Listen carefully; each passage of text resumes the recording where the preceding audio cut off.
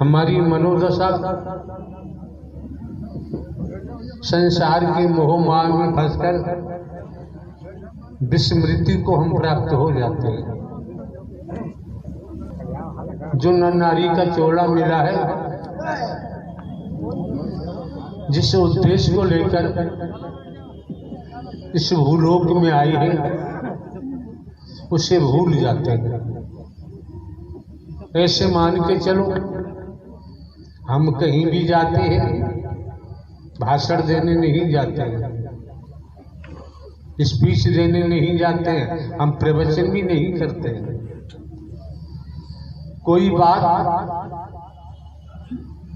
आपको अच्छी लगे,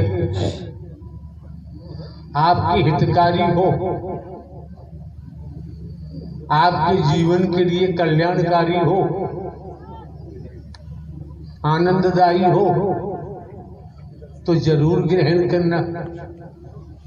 वैसे अनर्गल हम कोई बात कहते ही नहीं। अनर्गल बात कहने का ये स्थल नहीं है, ये मंच नहीं है। कौन क्या कहता है, कौन क्या नहीं कहता है, इस विषय में भी फंसने की जरूरत नहीं है। तनिक समझ लें, संचित कर्म प्रारब्ध कर्म से ही जीव गर्म में जाता है। समझे?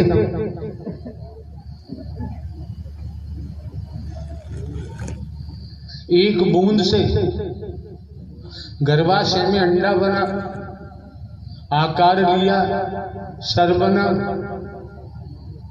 पूरे शरीर की रचना मां के उदर में हुई।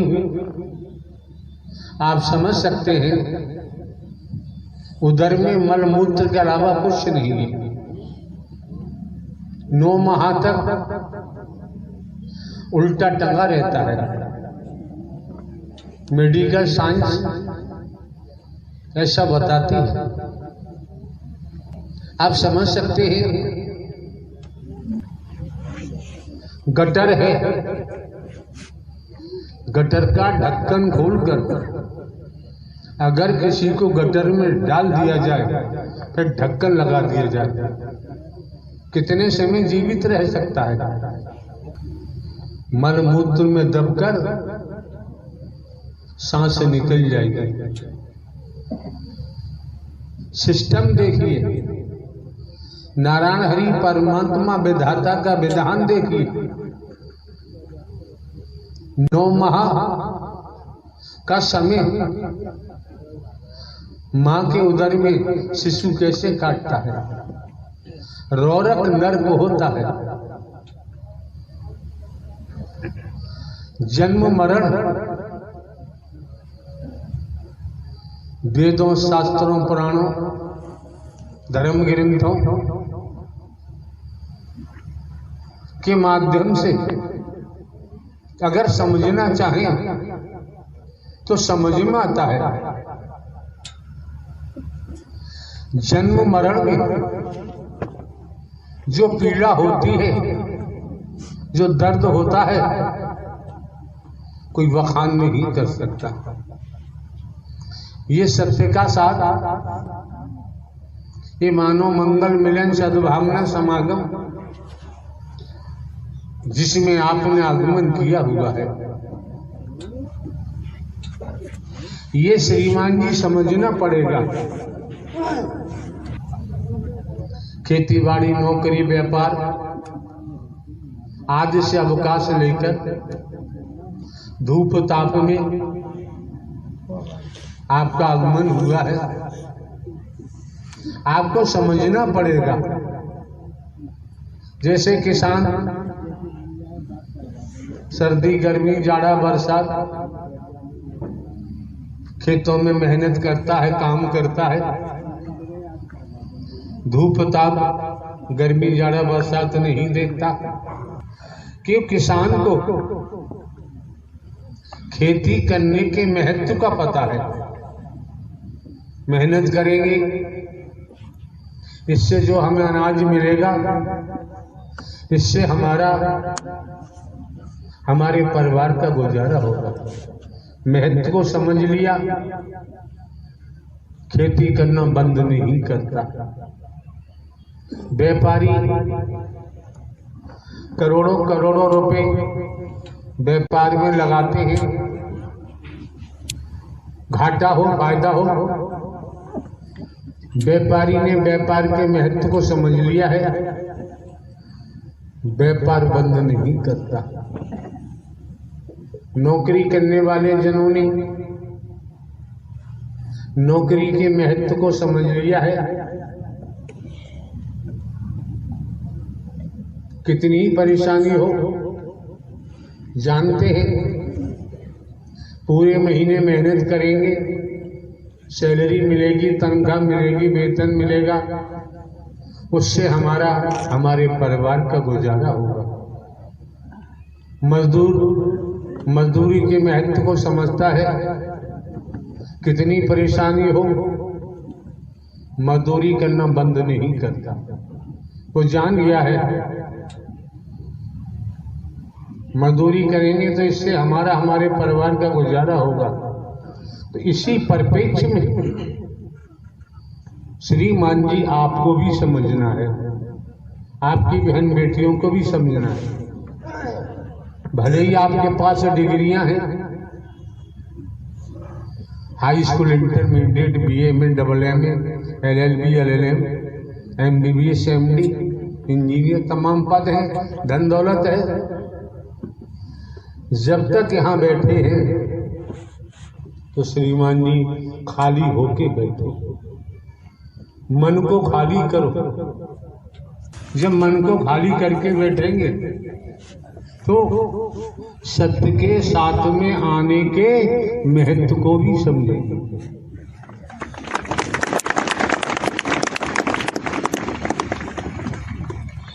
अगर श्रीमान जी महत्व नहीं समझा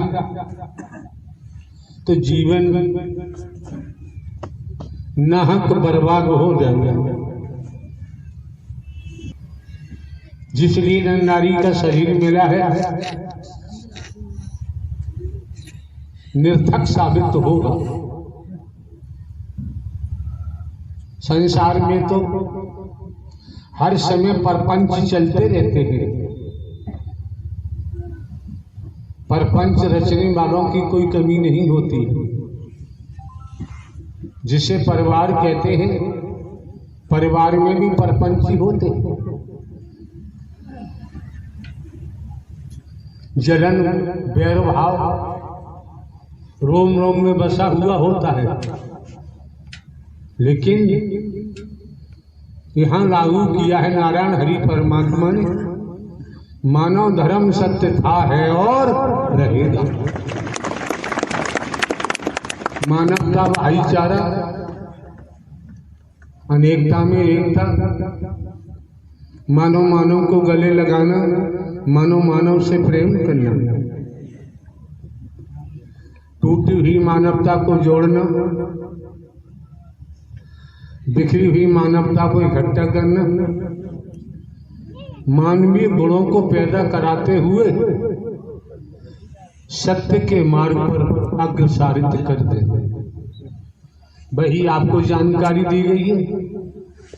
जीवन यापन के लिए स्पष्ट कर दिया, मानवीय समाज चाहिए। मानवीय समाज में ही हम भली भांति सकारात्मक सांस ले सकते हैं। अगर हम भौतिकतावाद के जुनून में बह गए, मैं मेरी में अगर हमारा बहाव हो गया, भेद में बहाव हो गया, तो जीवन बर्बाद हो जाएगा। असार में चले जाएंगे। जो जीवन मिला है सार तत्व की तरफ जाने के लिए, तो असार में जाएंगे, जीवन बर्बाद होगा। और ब्रह्मांड में सार हरि परमात्मा के अलावा न सार कोई था, न है और न ही होगा। भली भांति जानते हैं, राजा रहे न रंग, बली रहे न औलिया, संतरी रहे न मंत्री, अधिकारी रहे न कर्मचारी,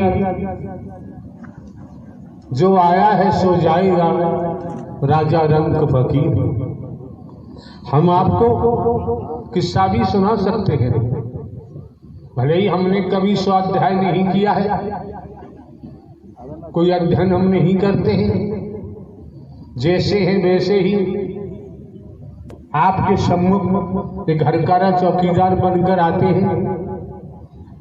आने वाले महापुरुषों के आंतों देव का दर्शन भी हम करते हैं। हम आपके ऊपरी आवरण को नहीं देखते, ऊपरी आवरण देखना हमारा काम नहीं है। इस संसार का प्रचलन है, दुनिया का सिस्टम है, कौन किस रूप में क्या करता है, हर किसी का अपना अपना कर्म होता है।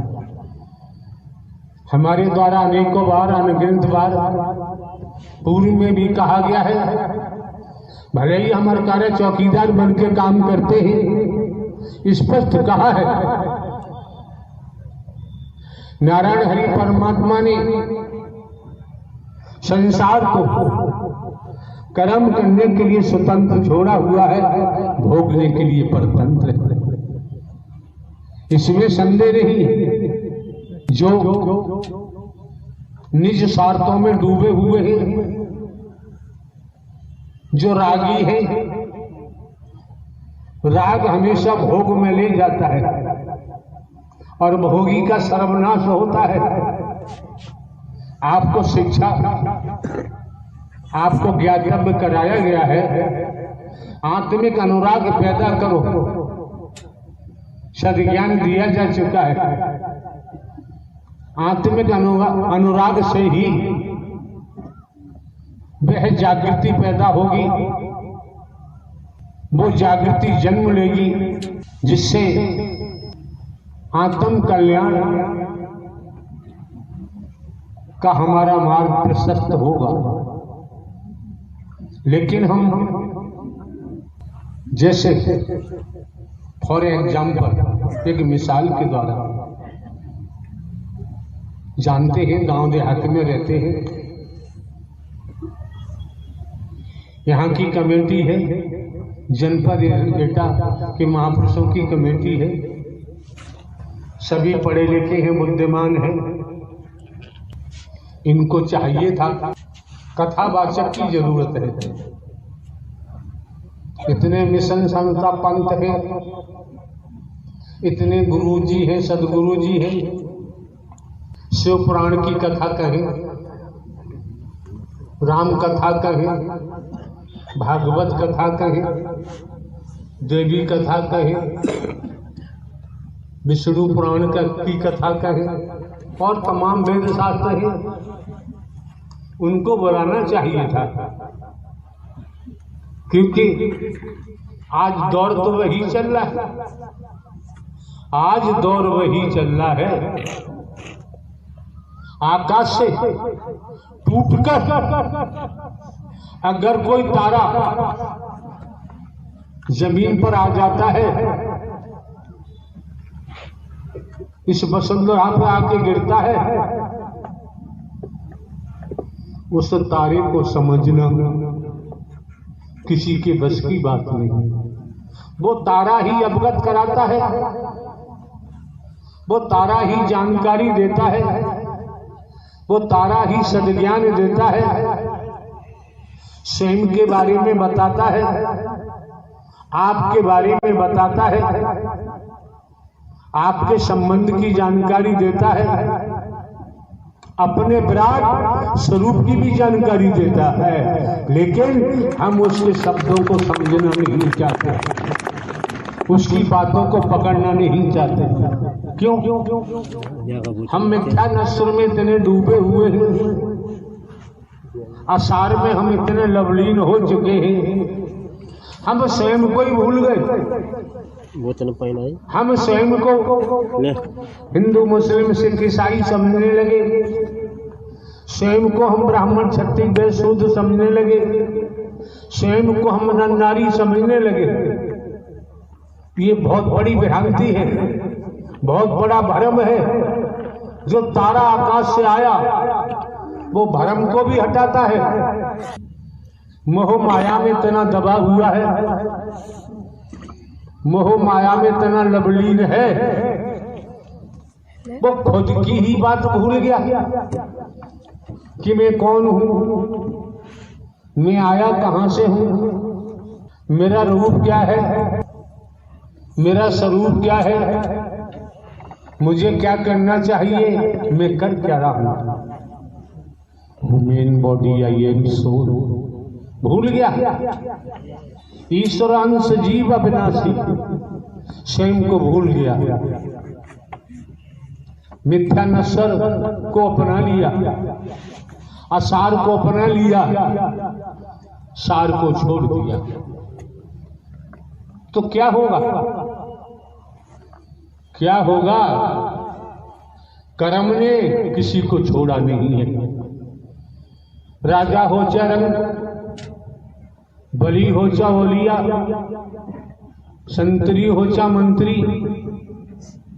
अधिकारी हो चा कर्मचारी, साधु संत महात्मा, और हमारे द्वारा तो भले ही हम हर कार्य चौकीदार बन के काम करते हैं, इसी जुबान से हमारे द्वारा कहा गया है, बोला गया है, कर्म ने अवतारों को भी नहीं छोड़ा है।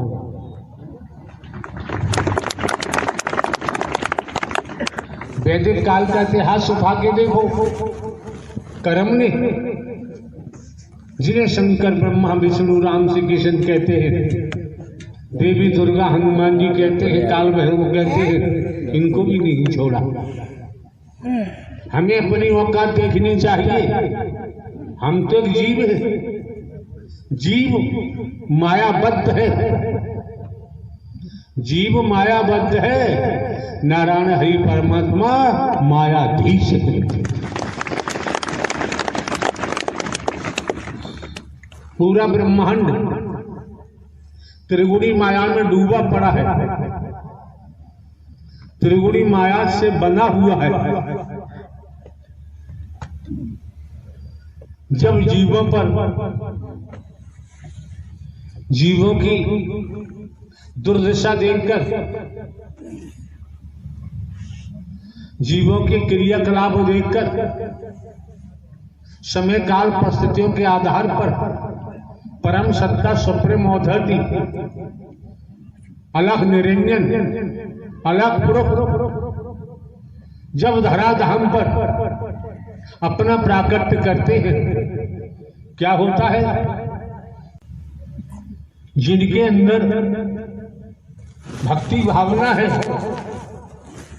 वो सुनते भी हैं और दीदार भी करते हैं, बाकी के पल्ले कुछ भी नहीं पड़ता। आप लोग जहां भी आयोजन होता है, समय काल परिस्थितियों को देखें। कार्यकर्ता कमेटी से सौभाग्यशाली लोग हैं, किस्मत वाले हैं। संत गोस्वामी तुलसीदास जी ने रामायण में क्या बोला है, क्या लिखा है, क्या अंकन किया? संत गोस्वामी तुलसीदास ने रामायण में अंकन किया है, संत समागम हरि कथा। गोस्वामी तुलसीदास जी तो राम जी के अनुयायी थे, हरि का नाम क्यों ले रहे हैं, हरि का जिक्र क्यों कर रहे हैं? आप लोगों ने आज तक समझने का प्रयास किया? हमने आपको, हम भले ही हरकारा चौकीदार बन के काम करते हैं, हमने आज तक किसी को लकीर का फकीर नहीं बनाया है। हमने आपको जीवित परमात्मा दिया है, जिंदा परमात्मा दिया है। बात गुरु की होती है, हमने आपको परम सदगुरु हरि परमात्मा ही तो आपका मार्गदर्शन करते हैं। उसके बावजूद भी अगर आप लोग उल्टे रास्ते जाएंगे, अपने कर्म से ही गिर जाएंगे, अपने विचारों से गिर जाएंगे।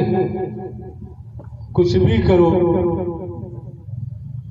नारायण साकार हरि का विधान है, विधाता का विधान है, करनी का भोग तो भोगना ही पड़ेगा। बचाव संभव नहीं होता है। मौके बार बार नहीं मिलते हैं, समय बार बार प्राप्त नहीं होता है। भली भांति जानते हो